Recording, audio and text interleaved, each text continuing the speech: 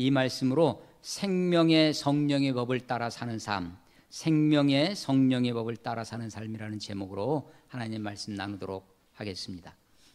예, 신약 성경 가운데 로마서를 왕관, 성경의 왕관이라고 하는 말이 있습니다. 크라운 있죠, 왕관. 그리고 그 중에 이 8장을 로마서 이 8장을 그 왕관 가운데 보석이라고 하는 것이 바로 이 8장입니다. 기독교가 기독교 되는 것은 신약 성경에 있습니다. 구약 성경을 우리가 무시하거나 구약 성경을 낮춘 경시하는 것이 아니라 구약 성경을 가지고 있는 유대인, 우리가 유대인이 아니라 그리스도인, 기독교인인 것은 신약에 있습니다. 신약의 지평에서 신약에 굳건하게 발을 디디고 신약 위에 서서 구약을 바라다보는 것입니다. 구약만 가지고 있으면 유대교가 되는 거죠. 그리고 코란에서 구약을 보면 그게 이슬람이 되는 것입니다. 그러니까 구약 성경은 다 가지고 있지만 구약 성경을 어떻게 보느냐 하는 것이죠. 처음에는 초대교회 처음 예수님이 십자가에 죽으시고 부활하신 그 처음에 그 초기 기독교인들의 속에서는 유대교와 기독교가 잘 구별되지 않았습니다. 그래서 그들이 사도행전 2장에 어디에서 모이냐면 성전에 모입니다. 심지어 오순절 성령의 강림이 있었어요. 그래서 막 방언도 하고 그런 일이 있었음에도 불구하고 여전히 날마다 성전에 모이기를 힘쓰니 성전에 모였습니다. 그리고 그들이 언제 모였냐면 안식일 날 모였습니다. 지금 우리식으로 하면 토요일이 되는 거죠. 안식일 날 성전에서, 이게 다 유대교가 하는 것입니다. 그런데 그 안식일 날 성전에서 모여서 그들이 예배하고 또 하면서 점점점 무엇인가 그들과 우리가 다르다는 것을, 저들과 우리가 다르다는 것을 알게 되어집니다. 그래서 초대교회가 이게 정말 기독교구나, 우리가 뭔가 다르구나 하면서 첫 번째 알게 되는 것이 뭐였냐면 나사렛 예수, 갈릴리에서 우리와 함께 거닐던 그 청년 예수가, 우리가 그와 함께 거닐면서 따라다니던 그 예수님이 바로 사람의 모습으로 오셨지만 그분이 바로 하나님이다라고 하는, 예수가 그리스도고 예수가 하나님의 아들, 예수가 하나님이라고 하는 사실을 고백하는 거죠. 이 유대인들에게는요, 오직 여호와 하나님만 유일하신 하나님인데 예수도 하나님이라고 하니까 이단시 되는 거였습니다. 그래서 처음 기독교인들에게는 예수가 하나님이다, 예수가 그리스도다, 예수가 그리스도시지만 십자가에 달리신 그리스도가 다시 부활하심으로 하나님의 아들로 확증된, 하나님의 아들로 우리에게 선포되어지는 그 예수가 하나님이다라고 하는 사실에 그 기독교의 아주 변환점, 아주 획기적인 사건이 벌어지는 것입니다. 그런데 가만히 생각해 보니까 그 예수님이 감람산에서 같이 기도하시던 그 예수님이 그야말로 십자가에서 죽으셨던 분이 다시 부활하셔서 40일 동안 우리와 함께 거니시던 그 예수님이 어느 날 승천을 하신 겁니다. 지체들이 보는 데서. 예수님이 지금 어디 계시냐면, 그래서 그들이 고백하는, 예수님이 하나님의 아들이다라고 하는 것을 고백하는 것 중에 하나가 뭐냐면 보좌 우편에 앉으셨으니. 그래서 구약의 시편에 예수님을 예언한, 예수님에 관한 말씀 중에 제자들이 고백하는 것, 신약의 제자들, 사도들이 고백하는 것 중에 하나가 그는 보좌 우편에 앉으셨으니, 보좌의 우편에 앉으신, 이게 하나님과 급이 같아지는 거죠. 하나님이라고 하는 것입니다. 그래서 그분이 이렇게 승천해서 가셨기 때문에 지금 우리에게는 하나님이 없으신 거죠. 예수님이 안 계신데 오순절날 성령의 강림으로 우리에게 임하신 영이 있어요. 그게 성령님이죠. 이 영, 우리 안에 거하신 영, 이게 하나님의 영인데 이 영이 그리스도의 영이고 이 영이 바로 성령님, 이 영도 하나님이다, 이 성령도 하나님이시다라고 하는 고백을 하는 것입니다. 그래서 이것이 나중에 좀 더 세월이 지나면서 이것이 하나님, 아버지 하나님, 아들 하나님, 또 성령 하나님, 이 하나님이 다 한 분 하나님이시고 또 각각의 하나님이시고, 그래서 소위 우리가 이것을 교리적인 언어로 삼위일체라고 하는 기독교의 독특성이, 기독교가 기독교 되어지는, 유대교가 아니라 기독교가 되어지는 일이 벌어지는 것입니다. 그래서 그것을 우리에게 밝혀주는 것이 신약 성경이죠. 구약 성경은 유일하신 하나님이지만 이제 신약 성경에서 삼위 하나님을 우리에게 알려주시는 것입니다. 그 성경 중에 로마서가 성경 로마서 중에 8장을 가장 빛나는 장으로 많은 믿음의 선조들, 우리의 믿음의 선배들이, 신학자들이 그렇게 고백을 해왔는데, 제가 이 8장을 다시 이번에 묵상하고 여러 번 읽고 쓰고 하면서 자꾸 마음에 의문이 하나 들었습니다. 질문이 생기는 거예요. 오늘날 우리의 믿음의 선조들은 이 로마서를, 또 그 중에서도 이 8장을 그렇게 귀하게 여겼다고 하는데, 우리 시대에 그리스도인들에게 이 8장은 지금 어느 정도의 무게로, 또 이 8장이 어느 정도나 우리에게 다가오고 있는가 하는 것입니다. 특별히 현대 기독교인들, 우리 한국, 뭐 다른 나라는 잘 모르겠고요, 우리 한국 기독교에서 교회에서 이 8장이 그렇게 무게감 있게 다가오는가, 이 8장이 그렇게 우리에게 간절하게 오는가, 이 8장이 우리에게 그렇게 소중한 말씀인가 하는 것에 의문을 하게 되는 것입니다. 아니, 조금 이게 좀 경시되어지는 것이 아닌가 하는 느낌을 받는 거예요. 왜 그럴까 하는 겁니다. 왜 이 8장이 그런 마음이 들까 하는 것입니다. 최근에 어떤 자매와 계속해서 주로 카톡으로, 긴 카톡을 주고받으면서 신앙 상담을 하고 하는 그런 자매가 있습니다. 참 오래간만에 이 성경에 대해서 끈질기게 질문하는 자매를 만나서 참 한편으로는 굉장히 기쁘고 감사하게 생각합니다. 옛날에는 참 그런 사람들이 많이 있었는데 막 와서 질문하고, 목사님 이건 뭐예요? 이건 왜 그래요? 하고 근데 점점점 갈수록 말씀에 대한 관심, 말씀에 대한 것들이 좀 우리들에게서 멀어지고 하는 것들을 좀 이렇게 피부로 느낍니다. 그런데 이 자매가 아마 이렇게 카톡으로 서로 이야기를 주고받고 상담을 하고 성경에 대해서 막 말씀에 대해서 이야기를 하면서 저한테 질문을 하는 거예요. 왜 요즘 사람들이 하나님 앞에서 살아가기를 하나님 앞에서 하지 아니하고 사람에게 보이려고 할까요? 하는 거예요. 그 교회가 우리 그런 경향들에 대해서 이야기를 하는 거죠. 제가 답 중에 하나가 뭐였냐면, 우리가 내세를 잃어버리는 거예요. 하나님 앞에 우리가 죽으면 왜 교회가 여러 부정과 불의를 교회 가운데 있느냐 하면, 그런데 죽어서 주님 앞에 간다고 하는 사실을 자꾸만 잃어버리고 사는 거예요. 천국에 대한 소망이, 내세에 대한 우리 다음 주님 앞에 간다고 하는 천국에 대한 소망이 그렇게 간절하지가 않은 겁니다. 제가 목사가 되기로 이렇게 결심을 한 게 중학교 3학년 겨울방학 때였는데요.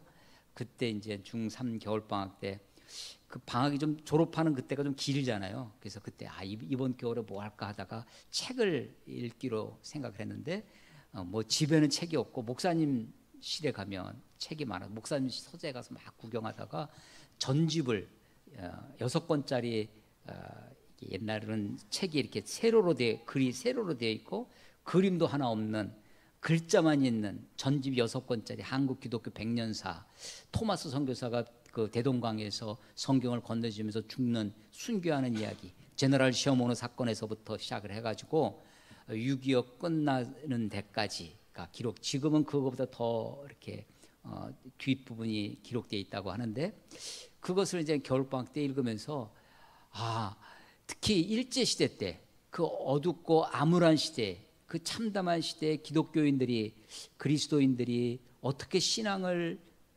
지켜가고 신앙을 이어가고 그렇게 살아가는지, 주기철 목사의 순교 이야기부터 해서 그런 것들을 이제 성경을 그 책을 읽으면서 이분들이, 심지어는 어떤 분은 주님이 구름 타고 오신다고 하니까 구름만 보면 혹시 주님이 오시는가 했다고 하고, 목사님들이 밤에 자면서도 넥타이를 메고 오잖아, 주님 오실 때. 그런다는, 물론 어떻게 보면 좀 이렇게 어리석게 보이기도 하지만, 그때 그들에게 빛나는 신앙이 있어요. 그 암울한 시대, 일제 시대 때 그 신앙인들의 모습에서 별처럼 빛나는 것이 주님의 재림관이었습니다. 주님이 다시 오실 것이다라고 하는, 이 어둡고 이 고통과 이런 세상 속에 주님이 오실 것이라고 하는 예수의 재림의 사상, 재림관이 그들에게 별처럼 빛나는 것이죠. 그 중학교 3학년 때 내가 주님 앞에 갔을 때 착하고 충성된 종으로 잘했다라는 칭찬을 들으면서 살려면, 그렇게 주님을 맞이하려면, 주님 앞에 서려면 내가 어떻게 해야 될까? 그러면서 그때 내가 주님의 일을 하면서 살아야 되겠구나. 그래서 물론 목사가 되지 않고도 얼마든지 주님의 일을 할 수 있죠. 그런데 이제 그때는 중학교 3학년 때는 제가 아예 목사가 되야 되겠다 하고 이제 그때 결심을 한 적이 있습니다. 아마도 애굽의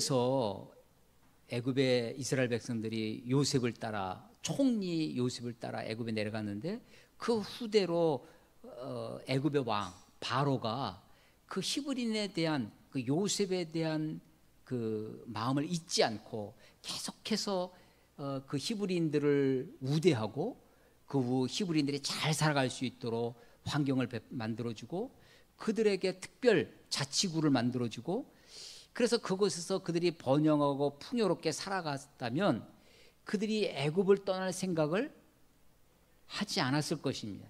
사실은 애굽은 그 이집트의 나일강의 풍요로운 지역이었고, 이집트는 왼쪽에 홍해가 있고 우측에, 동쪽에 홍해가 있고 북쪽에 지중해가 있고 또 서남쪽에는 사하라 사막이 있는, 완전히 갇혀져 있는 곳이에요. 나일강을 중심으로. 그래서 폐쇄적인 곳이죠.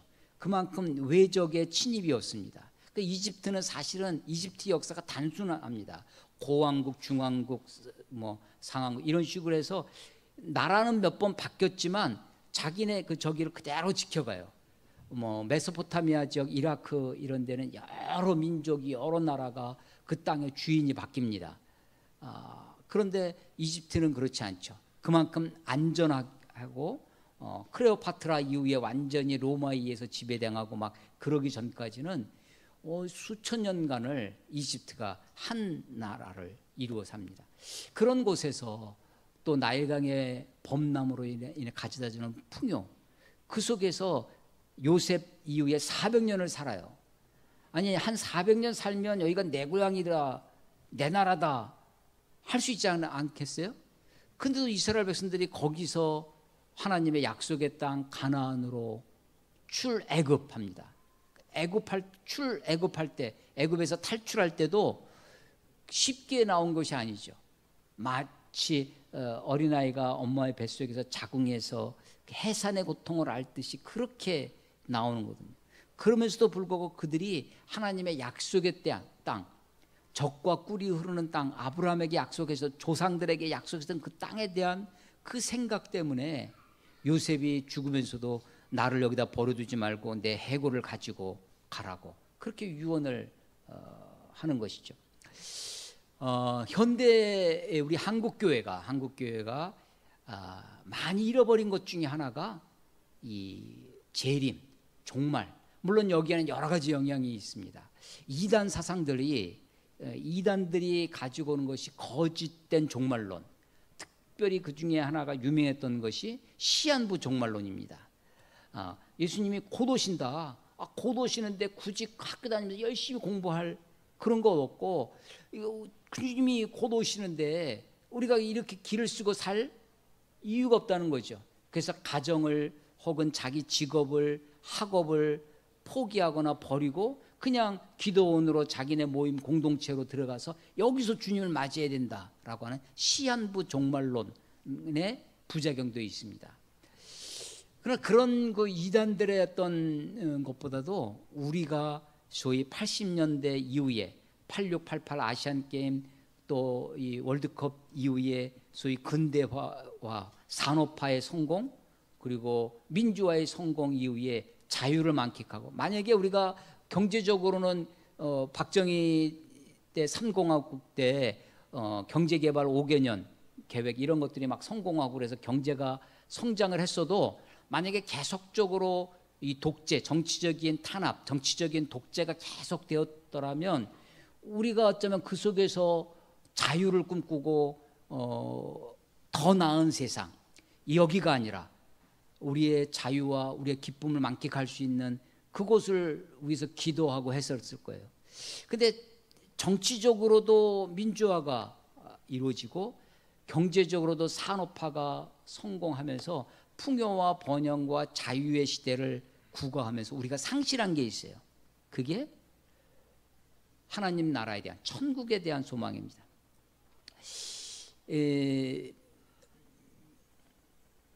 특히 3공화국 우리 군사 정권 하에 나라는 번영하고 그런 속에 우리 기독교가 정통 기독교라고 하는 이 기독교가 소위 복음주의라는 이름으로 잘못 발을 디딘 것 중에 하나가 있습니다. 재림에 대해서 정말 우리 하나님의 나라, 예수 믿고 천국 간다, 예수천당 불신지옥이라고 아주 단순한 논리, 예수 믿고 천국 간다는 것을 강조하다 보니까, 천국 간다 보니까 현실 세계에 대해서 기독교가, 한국교회가 좀 방임을 하는 겁니다. 그것은 저들의 세상, 우리가 소위 정교 분리라고 하는 것을 잘못 가르치면서 오히려 정치적인 거 괜히 우리가 이 독재니 뭐니 이런 거 비판하지 말고 그건 그들에게 맡기고 우리들에게 교회를 잘, 그래서 교회가 세상과 분리되어지는 그런 것을 가리킵니다. 그러니까 예수 천당 불신지옥만 가리키고 우리 현실 세계에서 우리의 삶에서 하나님의 나라를 구현하는 것을, 그것을 잃어버려요. 그것을 잊어버렸습니다. 그러다 보니까 우리 기독교가 다른 우리 현실과 다른 거를 살아가는 거예요. 그래서 이제 자성이 일어납니다. 한국교회가 자성이 일어나서 하나님의 나라가 저기 있는 것이 아니다. 죽어서 천국 가는 게 그게 기독교가 아니라 오늘 여기서 우리가 하나님의 나라를 이루어야 되겠다라고 하는 것으로 또 이렇게 중심이 옮겨옵니다. 그러면서 한국교회가 많이 강조하는 것이 하나님의 나라가, 하나님의 나라에 대한 강조, 하나님의 나라에 대한 그것을 가르치면서 또 하나의 세속화가 이루어졌다고 저는 생각해요.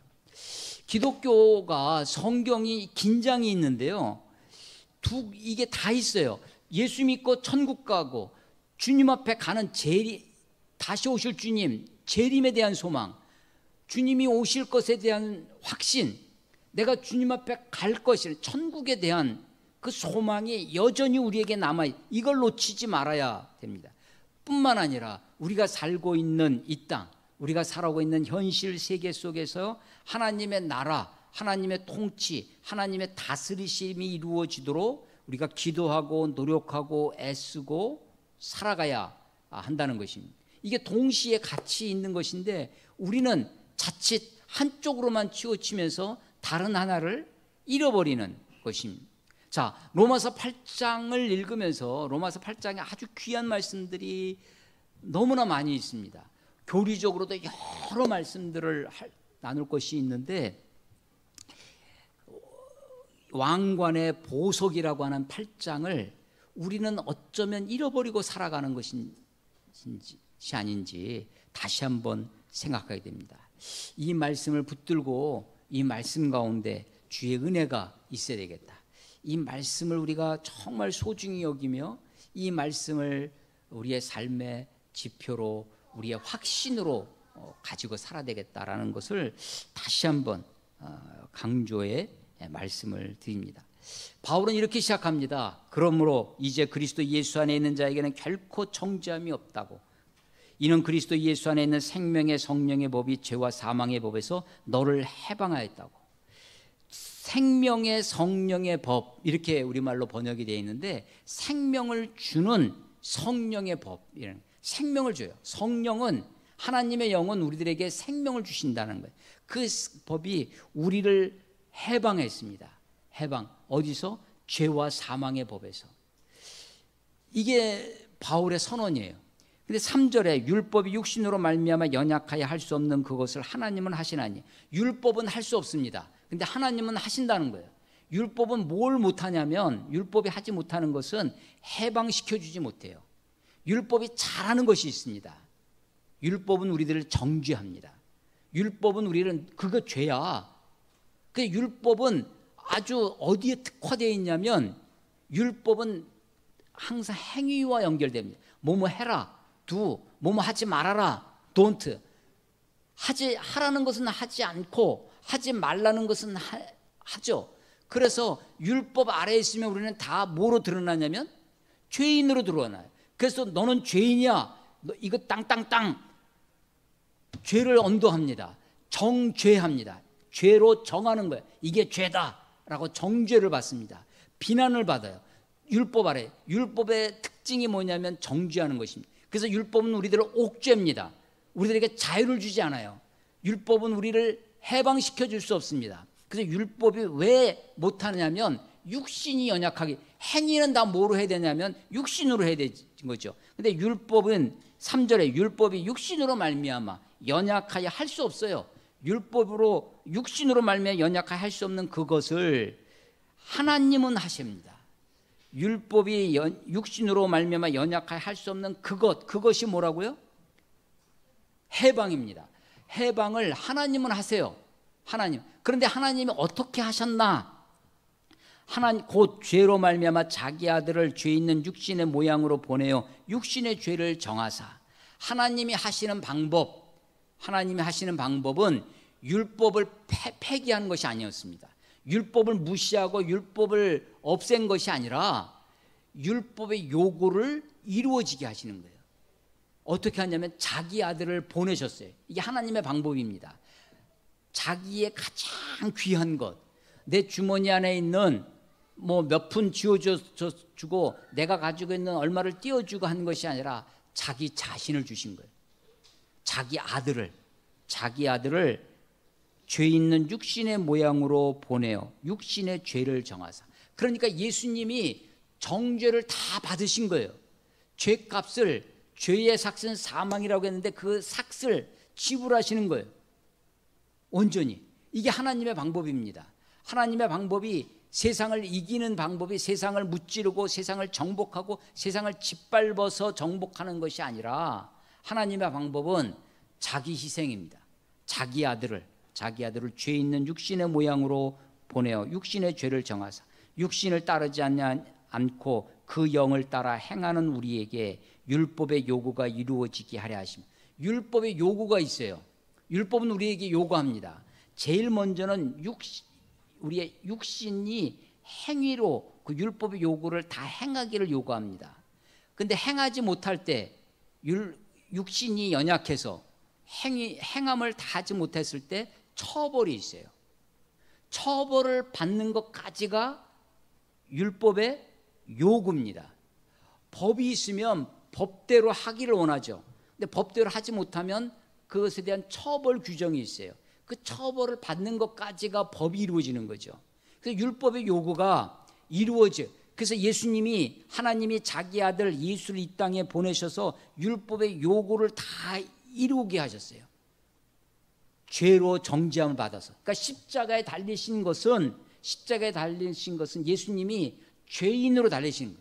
예수님이 십자가에 달리실 때 엘리 엘리 라박사박다니 하면서 그렇게 괴로워하고 힘들어 하나님 아버지여 어째 나를 버리시나이까라고 그렇게 괴로워하신 것은 하나님 앞에 자기가 거룩하신 하나님 앞에 죄인으로 드러나는 것 때문이에요.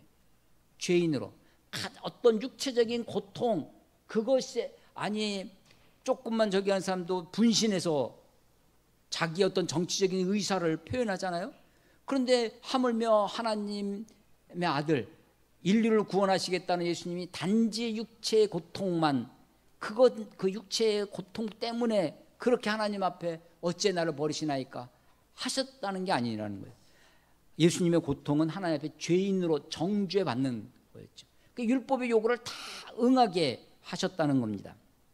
5절 육신을 따르는 자는 육신의 일을 영을 따르는 자는 영의 일을 생각합니다. 육신의 생각은 사망이요 영의 생각은 생명과 평안이니라.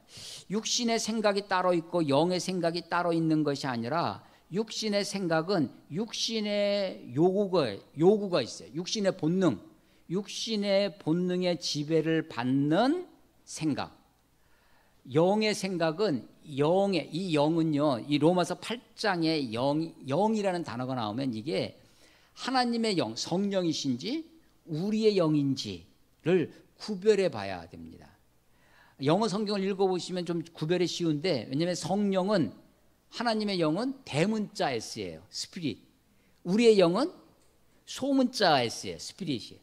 그래서 이게 그 글자로 대문자 소문자 딱 구별을 해놔서 쉽게 이해가 되는데, 우리말 성경은 그냥 영으로 번역되어 있어서 이게 앞뒤 문구를 봐서 이게 하나님의 영, 성령님을 얘기하는 것인지 우리의 영, 나의 영을 이야기하는 것인지 구별해서 읽어야 합니다. 영을 따르는 자는, 이 영을 따르는 이 영은 하나님의 영이에요. 대문자 스피릿입니다. 성령을 따르는 자는, 성령에 따르는 자는 성령의 일을 생각합니다. 생명과 평안, 영의 생각은 그러니까 육의 생각, 육신의 생각과 영의 생각, 생각이 두 개가 우리 안에 있는 것이 아니라 생각은 하나예요. 마인드, 생각은 하나인데 육신의 본능의 지배를 받는 육신의 그것이 육신의 생각이에요. 내 생각이 성령의 지배를 받으면 영의 생각이 되는 것입니다.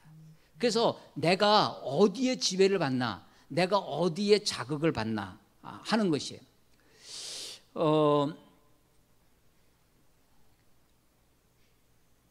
그래서 이 육신의 생각은 사망이고 영의 생각은 생명과 평안이라고. 육신을 따르는 자는 육신의 일을, 영을 따르는 자는 영의 일을 생각한다고 하는 것입니다. 육신의 생각은 하나님과 원수가 된다고 하고, 육신에 있는 자는 하나님을 기쁘시게 할 수 없다라고 얘기합니다. 자, 오늘 설교 제목이 뭐냐면요, 생명의 성령의 법을 따라 사는 삶이에요. 성령을 따라 사는 삶은 기본적으로 우리 안에 생명과 평안을 주십니다. 성령을, 하나님 안에 있는 자, 그래서 예수 안에 있는 자에게 생명의 성령의 법이 있는데 성령이 우리 안에 있어요. 근데 이 성령이 우리를 어떻게 하냐면, 우리를 완전히 내 생각을 몰아내버리고 하나님의 생각, 영으로만 가득 찬 그런 것으로 만드는 게 아니에요. 내 생각 그대로 있습니다. 내 생각이 그대로 있는데 이 생각이 어디로부터 지배를 받느냐, 어디에 영향을 받느냐 하는 거예요. 아까 잠깐 말씀드린, 제가 최근에 굉장히 신앙상담을 열심히 하고 있는 그 자매가 어느 교회를 다니는데, 그 교회에서 예수님을 인격적으로 영접을 해야 된다는 걸 강조한다는 거예요. 예수님을 만나야 되는데 인격적으로 만나야 된다라고 하는 겁니다. 그래서 인격적으로 만나는 것이 무엇인가에 대해서 많이 이야기를 나눠요. 여러분, 예수님을 만날 때, 하나님을 만날 때 어떻게 하는 것이 인격적으로 만나는 걸까요? 성경을 읽고 성경을 믿는다. 자기는 성경을 믿는다는 거예요. 이게 하나님의 책이라는 것을 믿는다는 거예요. 그런데 자기가 아직 하나님을 인격적으로 만났는지 확신이 없다는 겁니다. 어떻게 하면 하나님을 인격적으로 만날까? 자, 그러면서요, 우리가 방언을 하면 인격적으로 만나는 걸까요? 방언을 하면 오히려 그것은 내가 하는 게 아니죠. 내가 하는 게 어떤 신비적인 체험을 해야만 내가 그때 이런 체험이 있었어요. 내가 그때 예수님을 만났어요. 라고 하는 것이 과연 인격적인가 하는 거예요. 그래서 하나님을 인격적으로 만난다고 하는 것을 깊이 생각해 봐야 됩니다. 육신에 있는 자는 하나님을 기쁘시게 할 수 없어요. 하나님과 오히려 원수가 됩니다. 그러면서 오늘 이 로마서 8장에 계속해서 반복되어지는 것이 있는데 우리 안에 계신 성령님에 대해서 얘기합니다. 9절에 만일 너희 속에 하나님의 영이 거하시면 너희가 육신에 있지 않냐고 영에 있나니 누구든지 그리스도의 영이 없으면 그리스도의 사람이 아니라. 하나님의 영, 그리스도의 영. 또 10절에도 또 그리스도께서 너희 안에 계시면, 그리스도가 우리 안에 계신다고 그래요. 11절 예수를 죽은 자 가운데서 살리신 이의 영이, 예수를 죽은 자 가운데서 살리신 이가 누구냐면 하나님이죠. 그러니까 하나님의 영을 앞에서 하나님의 영이라고 얘기했는데 뒤에서는 그리스도의 영이라고 그러고 뒤에서는 예수를 죽은 자 가운데서 살리신 이의 영이라고 그래요. 그러니까 하나님과 예수님이 하나님의 영이 되는, 그리스도의 영이 되는 아주 결정적인 포인트가 뭐냐면 그의 부활입니다. 다시 살아나신 거예요. 그래서 그것을 이렇게 다양하게 설명을 하고 있는 거예요. 그 성령님이 우리 안에 거하신다 라고 하는 것이죠. 여러분, 성령하면 우리에게 굉장히 성령 충만한 삶, 그 사람 성령 충만해. 그러면 우리는 어떻게 지금 이게 기울어져 있냐면 방언도 하고 막 액티브하게 막 적극적인 막 이런 사람들이 성령 충만한 사람, 성령 충만한 사람은 막 기도도 크게 하고, 성령 충만한 사람은 막 방언도 하고 막 은사가 막 있고 그런 체험이 있는 사람이 성령 충만한 삶 하고, 이렇게 우리가 그렇게 생각하는 경향이 있습니다. 그래서 성령하면 우리에게 각인이 되어 있는 것 중에 하나가 사도행전적인 모습이에요. 사도행전에 나타나는 성령의 모습, 방언도 하고 막 병도 고치고 어떤 기적도 일어나고 하는 것이 우리들에게 성령에 대한 생각을 우리에게 많이 가져다 줬어요. 그런데 여러분, 성령에 대한 가르침은 또 어디에가 있냐면, 여러분, 요한복음에는 성령이 어떻게 표현되어 있나요? 요한복음에는요, 성령의 다른 이름이 있어요. 특이한 이름이. 요한복음엔 성령을 보혜사로 우리에게 소개합니다. 보혜사. 보혜사의 사자는 무슨 사자일까요? 보혜사. 스승사자입니다. 가르쳐 주시는 분이에요. 그래서 요한복음의 보혜사를 영어 성경에는 뭐라고 번역하냐면 카운셀러라고도 번역해요. 또 보자는 보호해 준다는 거죠. 해자는 은혜를 베푼다는 거예요. 그래서 영어 성경의 보혜사는 이게 우리말로는 그 뜻을 담아낼 게 없으니까 글자 하나하나를 번역한, 옛날에 처음 번역한 사람이 보자와 해자와 사자를 가서 새로운 단어를 만든 게 보혜사예요. 어디에도 없는 단어죠. 우리가 쓰던 단어가 아닙니다. 단어를 새로 만들었어요. 보혜사, 파라클레토스라고 하는 이 헬라어를 번역하면서 그렇게 해놓은 거예요. 보혜사라고. 근데 영어는 그걸 그렇게 만들 수 있는 게 아니죠. 그러니까 어디에서는 카운셀러라고도 번역이 되어 있고, 어디에서는 컴포터, 편안하게 해주시는 분, 평안하게 해주시는 분, 아마 해자의 의미가 많이 들어가 있을 것입니다. 그렇게 번역이 돼요. 요한복음의 성령님은 우리 안에 거하십니다. 그리고 우리가 하나님의 자녀인 것을 증거해 주세요. 그래서 우리와 영원히 함께 하시는 분, 성령님. 그러니까 사도 요한이 가르쳐주는 성령님의 모습과 누가복음의 사도행전의 그 성령의 모습이 좀 다르게 보여요. 근데 사도행전을 누가가 썼어요? 누가가 주로 누구를 따라다녔을까요? 사도 중에? 바울을 따라다닙니다. 바울과 누가는요 아주 밀접한 관계였어요. 베드로와 마가 이렇게 바울과 누가 이 바울에게서 배운 누가가 전해주는 누가복음과 사도행전의 성령의 모습, 이 로마서 8장에 나와 있는 성령의 모습은 우리 안에 내주하시는 분, 하나님의 영이 너희 안에 거하시면, 그리스도의 영이 너희 안에 있으면, 예수를 죽은 자 가운데 살리신 이가 너희 안에 거하시면 우리 안에 내주하셔서 그가 우리에게 주시는 것 생명과 평안입니다. 그리고 그 성령님이 주로 하시는 일이 뭐냐면 우리가 누구인지를 알려주세요. 우리가 하나님의 자녀인 것을 증언해 주십니다. 우리가 하나님의 아들이신 것을 증언해 주셔요. 그래, 넌 하나님의 자녀야. 넌 하나님의 아들이란다. 그래서 우리가 하나님의 백성인 것을 증언해 주신다는 말씀을 계속해서 하고 있어요. 뿐만 아니라 이 성령님이 하시는, 우리 안에 계시는 성령님이 하시는 일이 또 하나가 있습니다. 그건 우리를 위하여 기도하시는 거예요. 간구하시는 거예요. 오늘 우리가 18절까지 읽었는데요. 18절에 보면 생각하건대, 우리가 생각을 해야 돼요. 그러니까 이 덮어놓고 믿는 게 아니라 맹목적 신앙, 우리 기독교 안에 무조건 아멘하고 살아야 돼. 이 아멘을 강요합니다. 아멘이 습관화되어져 있어요. 아무 생각 없이 그냥 그저 아멘합니다. 그런데 참 신앙은 생각하면서 믿어야 됩니다. 그러니까 덮어놓고 믿지 않고 펼쳐놓고 믿어야 되고 맹목적으로 추종하는 것이 아니라, 이게 한국교회의 수많은 이단들의 특징 중에 하나가 맹목적 신앙이에요.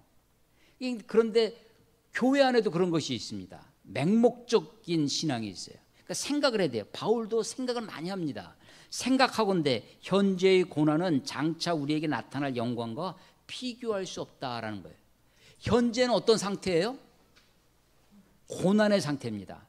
근데 장차 앞으로 다가올 세상은 영광이에요. 영광입니다. 그것을 비교할 수 없을 때, 지금 아무리 고난이 커도 장차 나타날 영광과 좋게 비교할 수 없다는 것입니다. 그런데 그 뒤에 19절부터 이하에 보면요, 이런 얘기가 있어요. 피조물 이야기가 나오고, 그 다음에 우리 성도 이야기가 나오고, 성령님 얘기가 나와요. 공통점이 뭐냐면요, 다 탄식한다는 겁니다. 피조물도 탄식해요. 어떻게 탄식하냐면 20절 보시면요, 피조물이 허무한데 굴복한다는 거예요. 21절, 그 바라는 것은 피조물도 썩어짐의 종로로 탄 데서. 22절, 피조물이 다 이제까지 함께 탄식하며 함께 고통을 겪고 있어요. 온 세상 만물이, 우주가 탄식합니다. 우주가, 피조물이 탄식해요. 그래서 피조물이 바라는 것이 있어요. 피조물이 고대한다는 게, 뭘 고대하냐면 19절, 피조물이 고대하는 바는 하나님의 아들들이 하나님의 아들은 언제 나타났어요? 예수님 때 나타났어요. 근데 예수 그리스도를 통해서 이제 다시 종말에 하나님의 나라, 재림 때 완전한 하나님의 나라가, 하나님의 세상이 이루어졌을 때 그때 하나님의 아들들의 나타남이에요. 이것은 종말론적인 겁니다. 그때는요, 피조물의 탄식도, 이 우주도 새하늘과 새 땅으로 그렇게 바뀌어질 겁니다. 그래서 피조물이 하나님의 아들들의 나타나는 것을 고대해요. 20절, 피조물이 허무한데 굴복하는 것은 자기 뜻이 아니요 오직 굴복하게 하시는 이로 말미암음이라. 그 바라는 것은 피조물도 썩어짐의 종로로 탄 데서 해방되어 하나님의 자녀들의 영광의 자유에 이르는 것이라. 피조물은요, 허무한데 굴복해요. 피조물은요, 온갖 것들은 다 썩어짐의 종로로 탑니다. 다 그렇게 돼 있어요. 그래서 하나님의 아들의 영광의 자유를 소망합니다. 그걸 바라다 봐요. 하나님, 그래서 그것이 썩어짐의 종로에서 해방, 이 해방이라고 하는 것이 1절에도 나오는데, 죄와 생명의 성령의 법이 우리를 죄와 죽음의 법에서부터 해방했다는 거죠. 우리를 해방시켜요. 피조물도 해방되기를 원합니다. 그래서 이 피조물이 바라다 보는 것은 그 아들, 하나님의 자녀들의 영광의 자유예요. 영광은 정말 자유로운 겁니다. 영광은요, 하나님의 영광은 로마서 3장 23절에 모든 사람이 죄를 범하였으면 하나님의 영광에 이르지 못하다. 우리가 할 수 없는 것, 하나님의 영광에 갈 수 없는 거였습니다. 그런데 지난주에도 말씀드렸지만 구원받은 우리가, 이신칭의 의롭다함을 받은 우리가 하나님의 영광을 바라고 즐거워한다는 거죠. 드디어 우리가 하나님의 영광을 바라다 볼 수 있게 됐어요. 그리고 그 영광이 완전히 이루어질 것입니다. 하나님의 영광은 참으로 찬란하고 자유로울 거예요. 그래서 나중에 보시면요, 이 8장 29절 이하에 보면 하나님이 미리 아신 자들로 그들을 미리 정하시고 정하신 그들을 부르시고 부르신 그들을 의롭다 하시고 의롭다 하신 그들을 어떻게 한다고요? 영화롭게. 하나님은 영광이에요. 그런데 우리가 그 아들의 형상을 본받게 하기 위해 우리를 영화롭게 하십니다. 하나님의 영광을 닮아 우리도 그 영광을 소망하고 하나님의 영광의 자유를 꿈꾸게 살게 해요. 자, 지금 우리의 모습은요, 현재의 고난, 피조물이 탄식해요. 피조물만 탄식하는 것이 아니라 23절 보세요. 그뿐 아니라, 피조물뿐만 아니라 또한 우리 곧 성령의 처음 익은 열매를 받은 우리도 성령의 처음 열매, 부활로 말미암아 부활의 첫 열매가 되신 그 예수님, 그 성령의 처음 익은 열매를 받은 우리 성도죠. 이신칭의를 받은 우리까지도 속으로 탄식해요. 피조물만 탄식하는 것이 아니에요. 우리 성도도 탄식해. 양자될 것 곧 우리 몸의 속량을 기다리느니라. 자, 피조물의 탄식이 있어요. 성도의 탄식이 있어요. 근데 26절 이와 같이 23절 그뿐 아니라 우리도 탄식한, 피조물뿐만 아니라 우리도 탄식하는데 26절 이와 같이 똑같은 방식으로 in the same way, 똑같은 방식으로 성령도 우리의 연약함을 도우시나니 우리는 마땅히 기도할 바를 알지 못하나 오직 성령이 말할 수 없는 탄식으로 우리를 위해 친히 간구하시느니라. 성령님도 탄식해요. 자, 보세요. 세 그룹이 있습니다. 피조물도 탄식해요. 왜? 그들이 허무한 데 굴복하니까. 그들이 썩어짐의 종로로 타고 있으니까. 그런데 성도도 탄식해요. 왜냐하면 우리가 해방이 됐어. 죄와 사망의 법에서 해방되었지만 아직 우리의 몸은 해방되지 않았습니다. 우리의 몸은 죽을 몸이에요. 그래서 양자될 것, 곧 우리의 몸의 속량을 기다리고 있어요.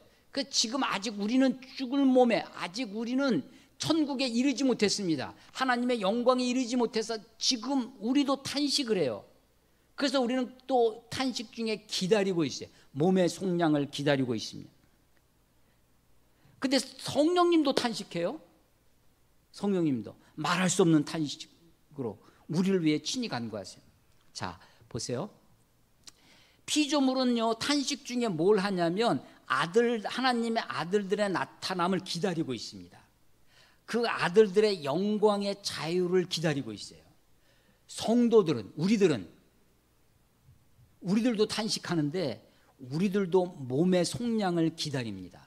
어떻게 기다리냐면 25절 만일 우리가 보지 못하는 것을 바라면 참음으로 기다리는, 참아야 돼요. 다른 말로 하면 인내로 기다리는 겁니다. 성도들이 하는 일은 기다리는 거예요. 그런데 성령님은 탄식 중에 뭐 하냐?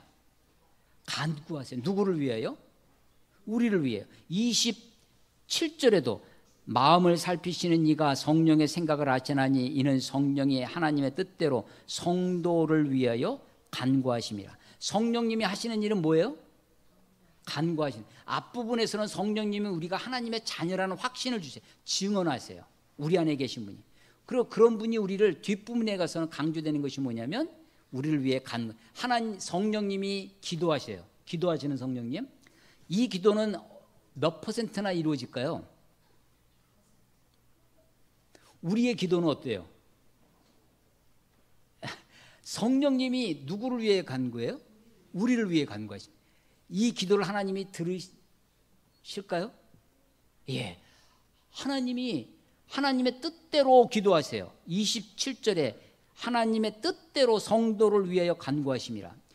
요한일서 5장 14절에 보면 요한일서 5장 14절에 우리의 가진 바 담대한 것이 이것이니 곧 우리가 그의 뜻대로 구하면 들으심이라. 기도 응답의 비밀, 기도 응답의 비결, 응답받는 기도의 비결, 하나님의 뜻대로 구하는 거예요. 근데 성령님은 하나님의 뜻대로 기도하죠. 성령님은 하나님의 뜻을 어느 정도 알고 있을까요? 우리는 하나님의 뜻을 100% 알 수 없어요. 성령님은 하나님의 뜻을 100% 알고 계시는 분입니다. 그래서 하나님의 뜻대로 간구해요. 그러니까 하나님, 이 성령님의 기도는 완벽한 기도일 수 있습니다. 자, 그러면 성도를 위한 기도가 어떻게 100% 이루어질까요?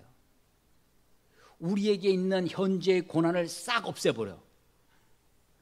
우리가 가지고 있는 탄식을 그냥 한순간에 탄식을 탄성으로 바꿔버리셔. 그런 분이세요? 아니에요. 여전히 우리가 그 탄식을 어떻게 해야 돼요? 우리는 기다려야 돼요. 몸의 속량을 기다려야 돼요. 어떻게 기다리냐면 참음으로 기다려야 돼요. 그것을 기다려요.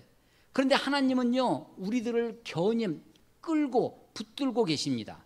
그래서 우리를 미리 아신 그분이 우리를 미리 정하시고 우리를 부르시고 우리를 의롭다 하시고 우리를 영화롭게 하실 분이라는 것을 우리는 알고 있습니다.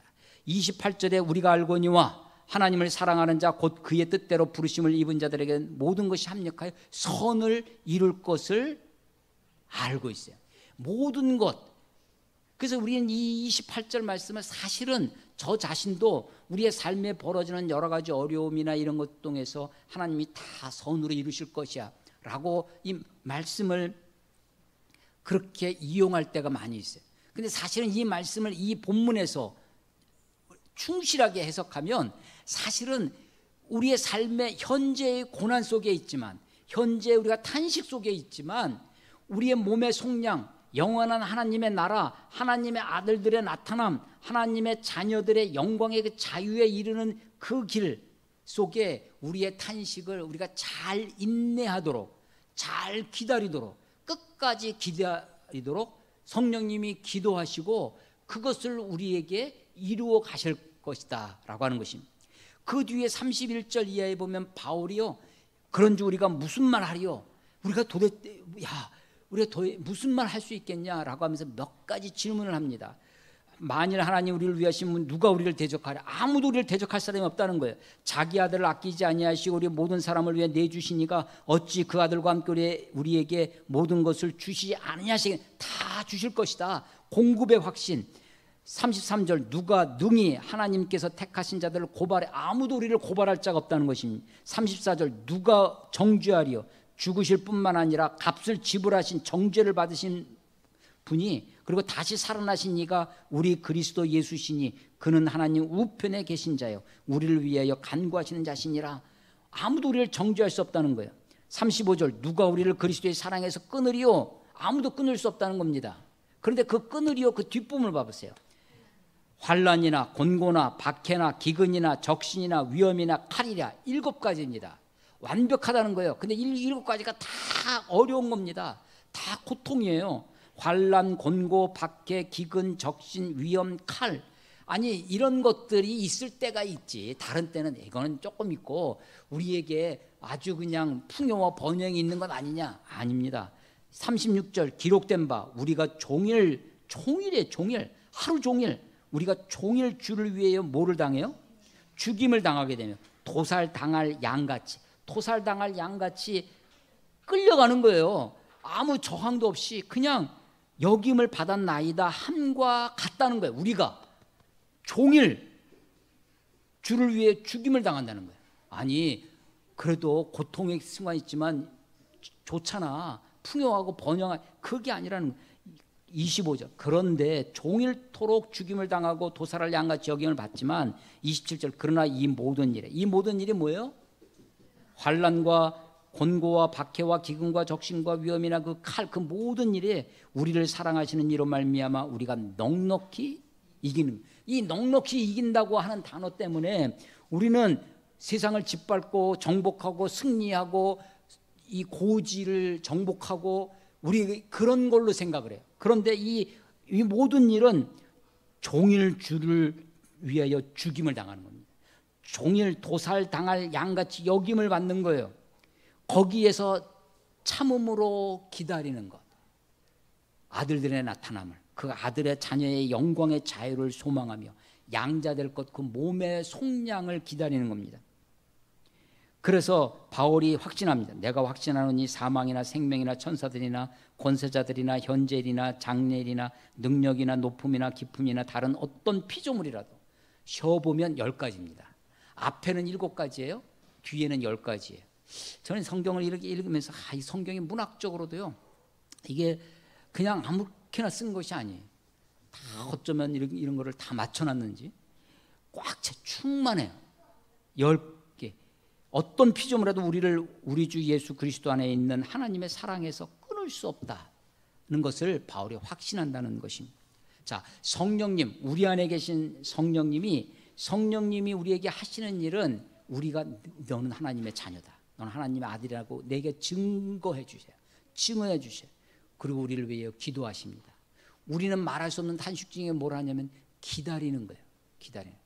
그리고 또 하나가 있는데, 내 마음의 육신의 본능대로 육체를 따라 살지 아니하고 영으로서 육신을 죽이면 살리니 성령을 따라 사는 삶, 성령님을 따라 살면서 주님 오실 날을 기다린다고 하는 거예요. 그래서 성령의 충만한 삶이 막 어떤 은사를 행하고 막 그냥 적극적으로 뭘 하는 게, 어쩌면 우리의 삶의 현실은 고난입니다. 우리의 삶의 현실은 여전히 환난과 곤고와 박해와 기근과 적신과 위험과 칼 속에 하루 종일 주를 위하여 죽임을 당하는 삶일런지 모릅니다. 그런데도 성령님은 우리를 위하여 기도하신다고 합니다. 잘 견디고 잘 인내하고 주님 오실 날을 기다리며 살아가라 하는 것입니다. 내 본능대로, 육체의 본능대로 살지 아니하고 성령의 이끌리심, 성령의 감동으로 살아가는 삶, 이 삶이 로마서 8장이 우리에게 그려주는 삶입니다. 하나님이 우리를 위하시면 누가 우리를 대적하겠습니까? 하나님이 우리에게 아끼지 아니하시고 자기 아들을 내어주신 그분이 우리에게 모든 것을 주시지 않겠습니까? 하나님의 사랑에서 끊을 수 없다라고 하는 이 확신, 이 말씀을 붙들고 살아가는 저와 여러분이 되시기를 주의 이름으로 축원합니다. 기도하겠습니다. 하나님 아버지, 은혜를 감사합니다. 때로는 달콤하고 부드러운 하나님의 말씀이 있지만 때로는 딱딱하고 어렵고 힘든 말씀도 우리가 그 말씀도 하나님의 말씀으로 알아 그 말씀을 영혼의 양식으로 삼으며 그 말씀을 먹고 그 말씀을 붙들고 살아가는 하나님의 백성들이 될 수 있도록 하나님 인도해 주시옵소서. 비록 우리의 삶이 곤고하고 현재의 고난이 있다 할지라도 장차 나타날 하나님의 영광을 바라다보고 즐거워하는 삶이 되게 도우시며 우리 안에 계셔서 우리에게 증언해 주시는 성령님을 따라 살아가는 삶이 되도록 하나님 축복해 주시옵소서. 이 사랑의 확신, 이 하나님의 은혜의 확신으로 오늘 우리를 살아가는 우리 하나님의 백성들이 다 될 수 있도록 하나님 축복해 주시옵소서. 예수님의 이름으로 감사하며 기도드렸사옵나이다. 아멘.